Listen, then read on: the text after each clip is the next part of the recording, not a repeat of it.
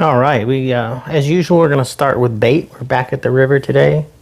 I thought about going somewhere different, but I just didn't.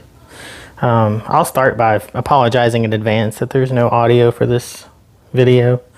I didn't realize it, but I guess my microphone had came unplugged from the GoPro or something, but I had zero audio. Anyway, as you can see, this is just a small red horse sucker.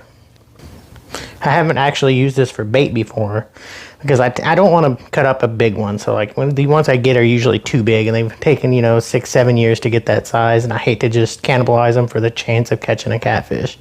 This guy was much younger, so I didn't have a problem with it. But as you can see, I've got a headpiece there. Just hooked it through the nose. And we're going to put him back out there.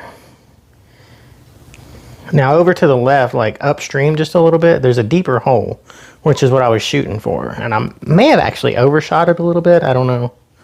But you can see their line keeps spooling out, so it was fairly deep. So, and it didn't take long at all for this bait to get hit. I mean, maybe 30 minutes, something like that. So I've actually spent more time at this spot waiting for a bite. But anyway, so I was sitting there, just chilling. Now I'm starting hearing drag peeling out. So I go over and pick it up, and I'm like hoping it's not a soft shell turtle, because I've gotten so many of those at this spot. But man, he just kept peeling drag going upstream. So I was pretty sure it was going to be a fish, but not 100%. And he surfaced really soon right here. But it was so far out I couldn't, you can't even see it on the camera, but I could see I guess it was his side, I don't know, something lighter color, but I couldn't tell yet still if it was a fish or a turtle. But as much drag as he peeled, I knew it was something pretty big. So I'm fighting and fighting this guy. And there's also a down tree, there was a down tree over here somewhere as well the last time I was there, so I was really hoping he didn't get tangled up on the way in. Thankfully he did not. But so far, I haven't given a single thought to how I'm going to land him. The problem is, my net is not anywhere near me. I'd gotten it out and put it together, but I hadn't put it within reach like I usually do. And this realization is about to hit me.